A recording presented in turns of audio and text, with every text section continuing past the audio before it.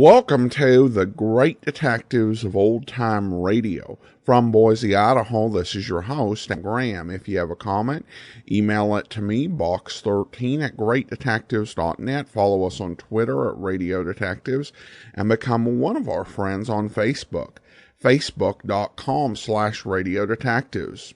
Today's program is brought to you in part by the financial support of our listeners, and I want to thank Linda so much for sending in a donation directly into our P.O. Box at Adam Graham, P.O. Box 15913, Boise, Idaho 83715.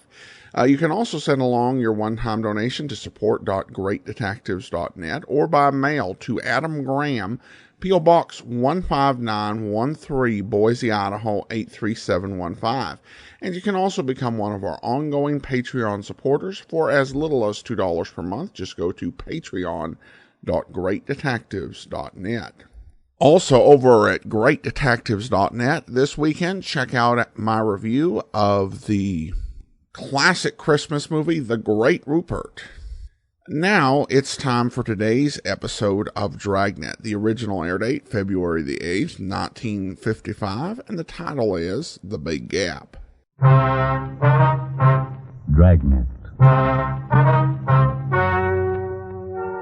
Ladies and gentlemen, the story you are about to hear is true. The names have been changed to protect the innocent.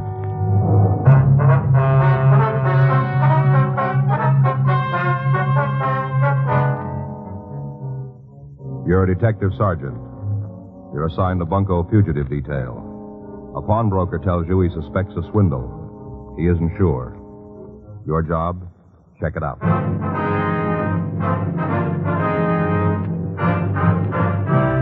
Dragnet, the documented drama of an actual crime. For the next 30 minutes, in cooperation with the Los Angeles Police Department, you will travel step by step on the side of the law through an actual case transcribed from official police files. From beginning to end, from crime to punishment, Dragnet is the story of your police force in action. It was Wednesday, May 18th. It was cool in Los Angeles. We were working the day watch at a Bunko Fugitive Detail. My partner's Frank Smith. The boss is Captain Dillian. My name's Friday. I was on my way into the office, and it was 7:55 a.m. when I got to room 38. Bunko Fugitive. Never know. Hi, Joe. Morning. You remember Fred Alpin? Oh, sure. Hi, Fred. Hi. Hold my own, Sergeant. Well, what's new? I'm not sure. Maybe just wasting my time. Yours, too. Fred thinks he stumbled onto a con game, Joe. All right? Don't look that way to me, anyhow. Yeah. Well, what's the sting? Well, I was just telling Smith here. Yeah? A fella came in last night, a little guy. He was kind of timid. Probably never been to a pawn shop before. At least he wasn't a steady. You know, I can spot them straight off. Yeah. Wanted to pawn a ring. Got a big green stone. Fancy setting. All gimmicked up, you know. Mm-hmm. Man's ring. Real fancy, though. Asked me what it was worth. What'd you tell him? Worth $20, maybe 25. Is that what you told him? You know I can't loan full value. You know that. Mm-hmm. I offered him $5. I would have gone up to 10 if he'd have pressed me. That's better than a lot of brokers would give. Did you take the 5? Are you kidding? He went all to pieces. Thought he was going to have a hemorrhage. Started calling me a crook. Said the ring was an emerald. Shouted, screamed all over the place. It's an emerald, he said. A $5,000 emerald. That hunk of glass. Are you sure you didn't make a mistake, Fred? Now, I ask you, Sergeant. Would anybody try to pawn a 5G emerald with me? I ask you. Uh-huh. Glass, that's what it was. Green glass. A nice setting, though. What do you think, Joe? Well, the old diamond switch, maybe. Could be. Sounds like the only difference is the color. You get his name, Fred? Yeah, I asked him. He just shouted and carried on, though. He wasn't making any sense at all. Got his license, though. Oh? Yeah, he's parked right in front of the place. Got the number when he drove off. Thought you might want it. Mm-hmm. I wrote it out. Put it in my pocket. It should be right here. Now, wait a minute. Oh, yeah, here it is. The match folder on the inside. You make it out all right? Yeah, I think so. We'll check it. Uh-huh. Might be a good idea if you got right on it, huh? What do you mean? Well, just before he left my place, he stopped all that carrying on. I think it sunk in what I told him about the ring being no good. Yeah. Got real quiet, you know, kind of like he was making up his mind about something. Yeah. Asked me to sell him a gun.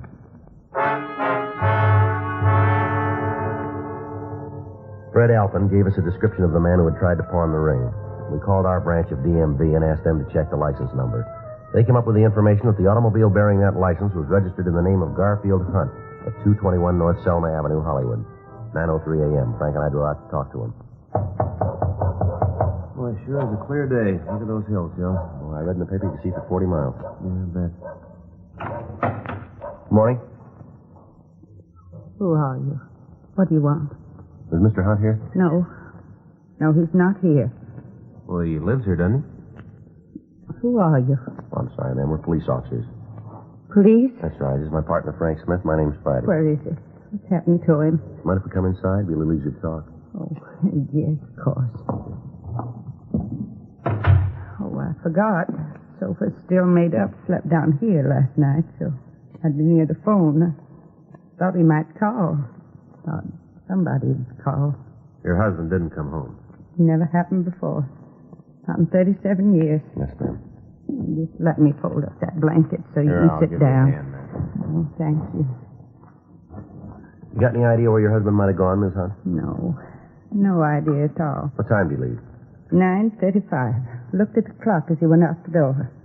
Couldn't believe it. Not like Gar to go out that late. He's usually in bed by 10. Yes, ma'am.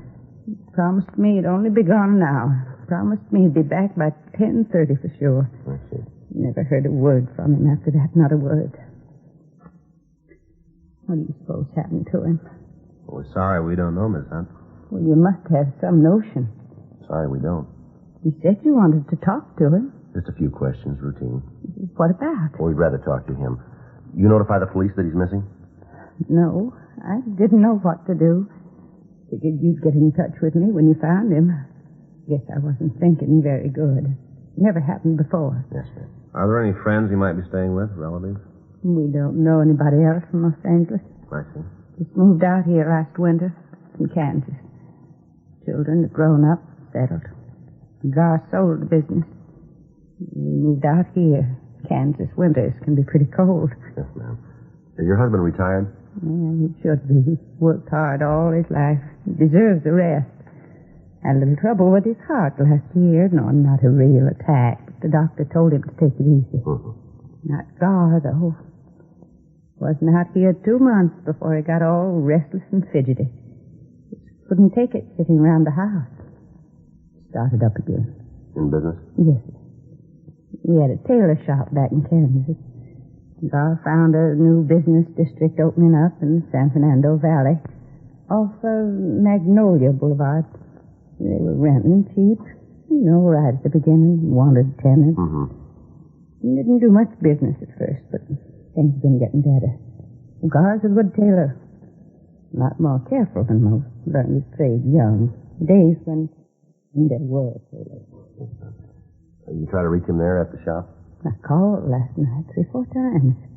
This morning, too. Nobody answered. You think you can find us? We'll do our best. I guess maybe I should have notified you last night. Yes, ma'am. I didn't know what to do. Thought you'd get in touch with me if something happened. Better to call us first. Yeah, I guess so. Then it might not happen.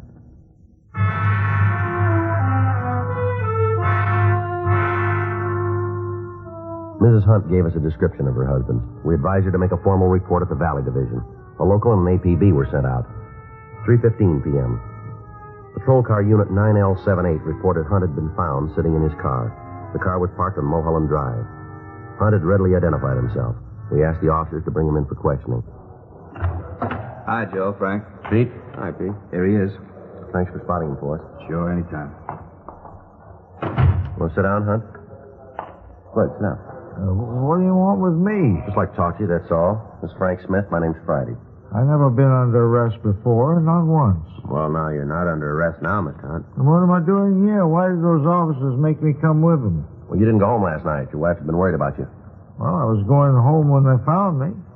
Wasn't any place else to go. Sarah oughtn't to have called. She didn't call, sir. Well, how'd you find out? You tried to buy a gun. Pawn shop over on Main Street. Oh. Well, what'd you want the gun for? I wouldn't have hurt him. I just wanted my money back. I thought I could scare him. That's all. I don't know nothing about firearms.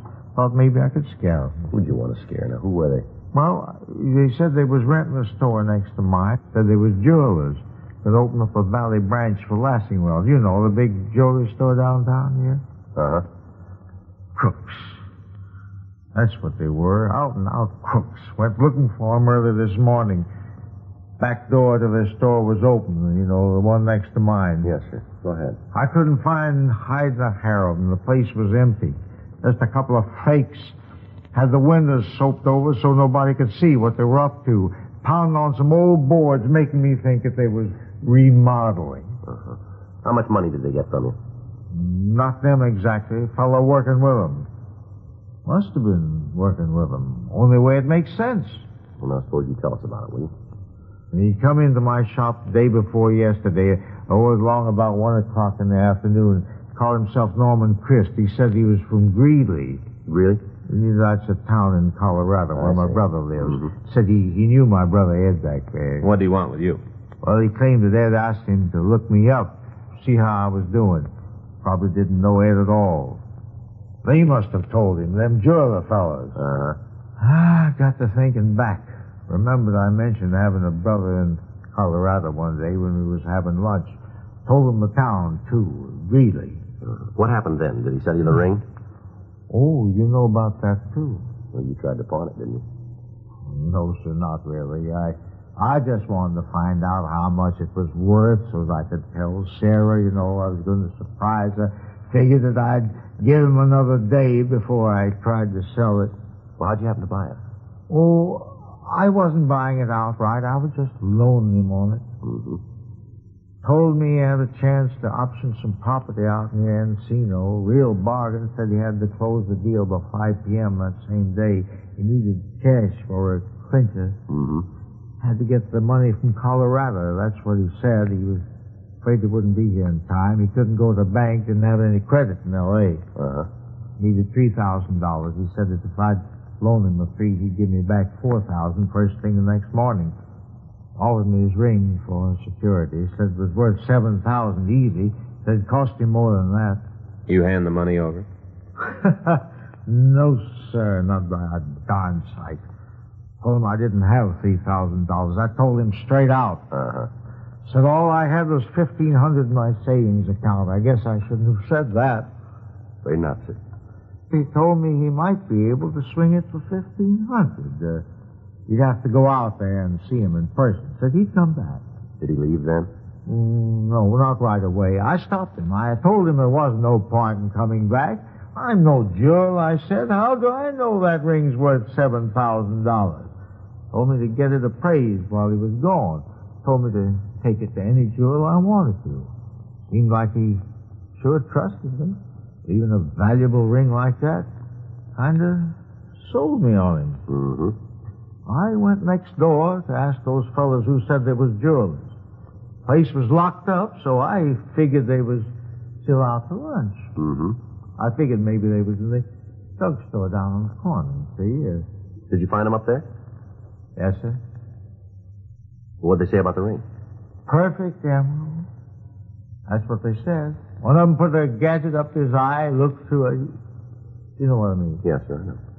Perfect emerald, worth $10,000. Not the flaw in it. Mm-hmm. Acted like they thought it was mine. Offered to buy it if I wanted to sell. I told them about the other fellow. That he needed $3,000. I told them the whole story. I did.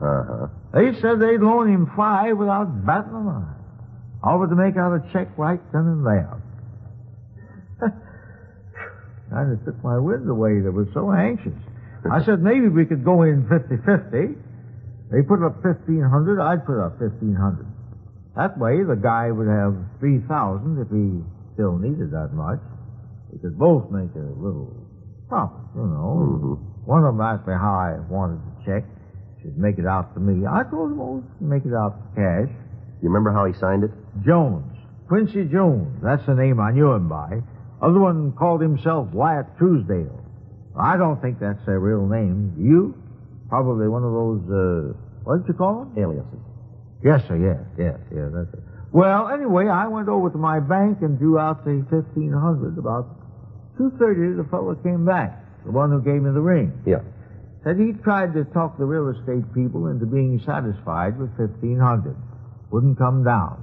Insisted on the whole $3,000. I told him not to worry, that I had it. Give him my $1,500 in the check. He said the check would be okay, seeing how it was on a local bank. He promised that he'd pay me back the next morning. That'd be yesterday. Yes, sir. And when he didn't show up, I wanted to make sure just how much it was worth, the ring, Mm-hmm. in case something had happened to it, in case he didn't come back for it. That's why I went to the pawn shop. Mm-hmm. Offered me $5 for it. The man in the pawn shop. Couldn't believe him at first. Said it was just glass, hunk of glass. Then a great light broke on me. How I'd been tricked. All of a sudden it comes to me. Well, why'd you stay out all night? Why didn't you go home? Well, you see, sir, I couldn't face Sarah. I knew I'd been swindled. $1,500. Every cent that he saved. Been married 37 years. It was Sarah's money, too. Mm-hmm. Not just because she's my wife. To help earn it. Well, we'll try and get it back for you, Mr. Hunt. Not much to show for 37 years, is it? That's what I kept thinking while I was sitting in my car up there in the hills. All day long, just kept thinking. 37 years. $1,500. I'll have to tell her, won't I? Well, sir, I think that's up to you. She'll know it anyway. She'll know something's wrong. Yes, sir. Too late to start all over. We won't have them. There's another chance. Have what, sir? Another 37 years.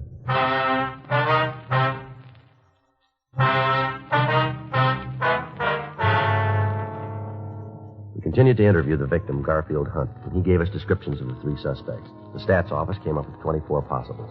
We showed the mug books to Hunt. He identified two of the photographs, Ernest Wilcoxon and Paul Cleaver.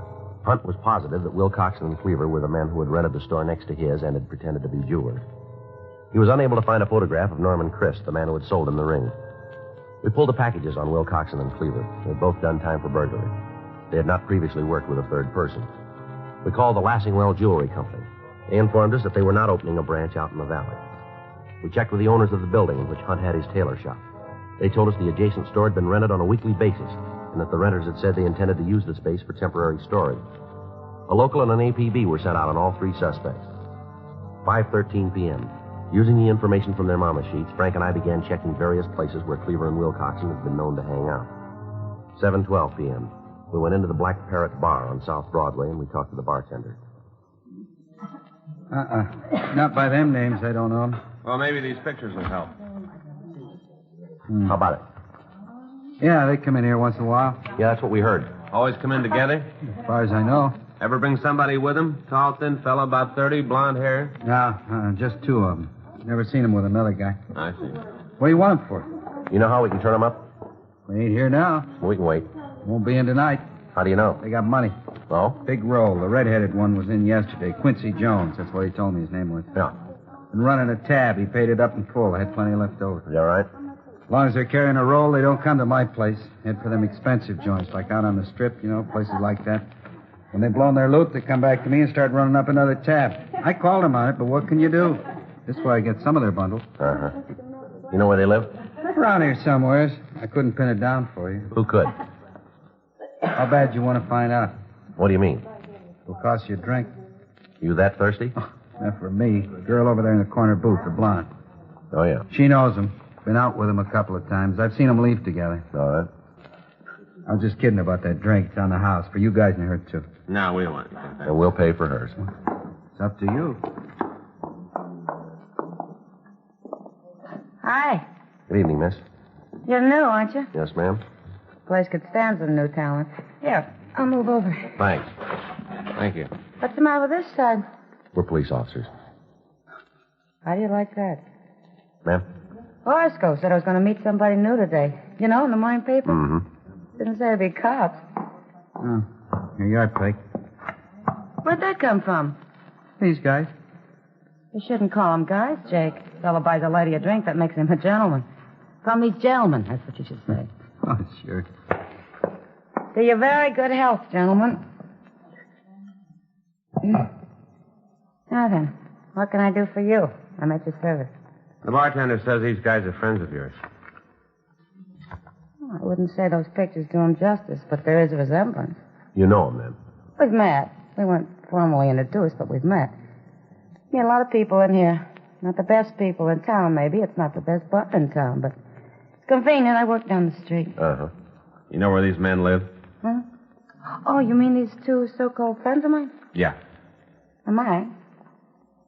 Well, Did you ever hear of the North Cross Arms Hotel? yeah. Well, I haven't been there with them, of course. I'm not sure that's their residence, but Quincy was carrying a hotel key, and one night it fell out of his pocket. I think that was the name on the tag, North Cross Arms. All right. Thank you. Well, thank you for the brandy. Don't mention it. All right, what do we owe you? 6 bits. She drinks good stuff. There you go. Keep the change. Looks like I got one decent break. That's so? Them paying their tab today before we pick them up. No, they didn't pay it. Huh? Who did? Man named Hunt.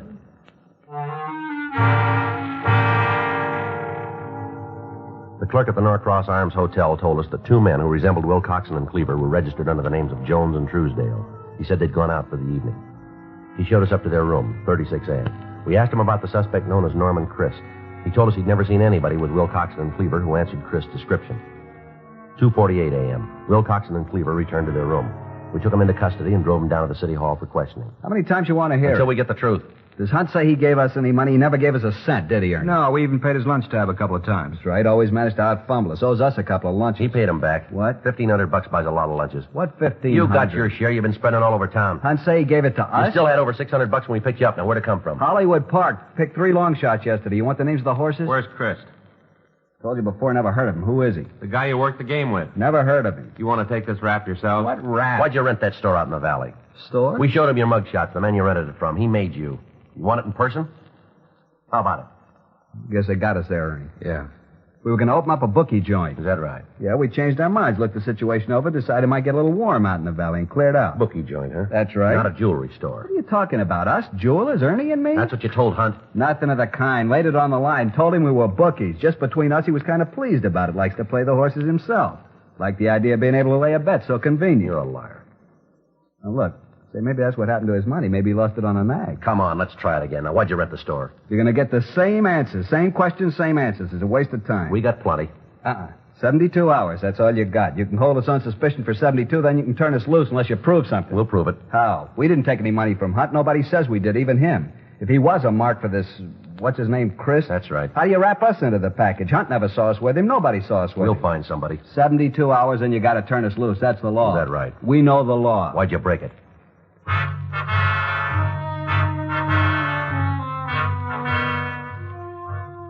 We continued to question the suspects, but we were unable to break them down. Thursday, May 19th, 7:45 a.m. Another team of detectives took over the interrogation. Frank and I went back to the office.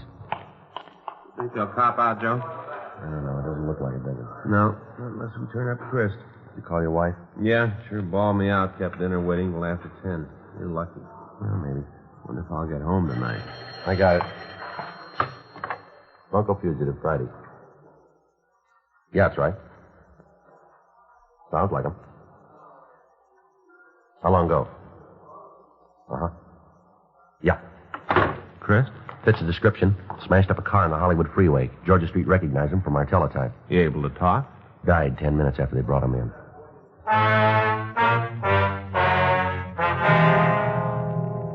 At the morgue, the victim, Garfield Hunt, identified the body. He was positive it was Norman Christ, the man who had sold him the ring. Wilcoxon and Cleaver were also shown the body. They denied it they'd ever seen Christ before. The next day, Friday, May 20th, the evidence against Wilcoxon and Cleaver was taken to the district attorney's office. The complaint was refused.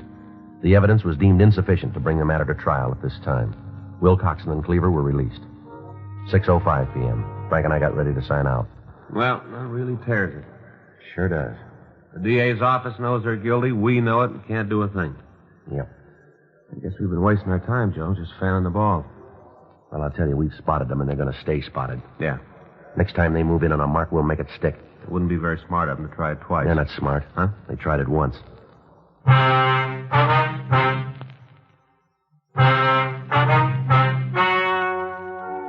The story you have just heard is true. The names were changed to protect the innocent. 2 months later, on July 12th, Wilcoxon and Cleaver were apprehended for a similar crime. They were charged with 1-count grand theft. On November 6th, trial was held in Department 98, Superior Court, State of California, in and for the County of Los Angeles.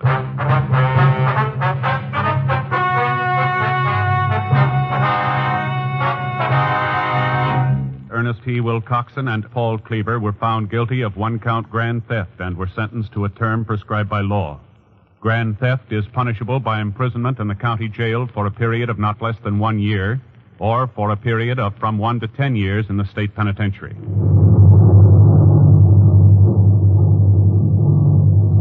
You have just heard Dragnet, the authentic story of your police force in action, and starring Jack Webb, a presentation of the United States Armed Forces Radio Service.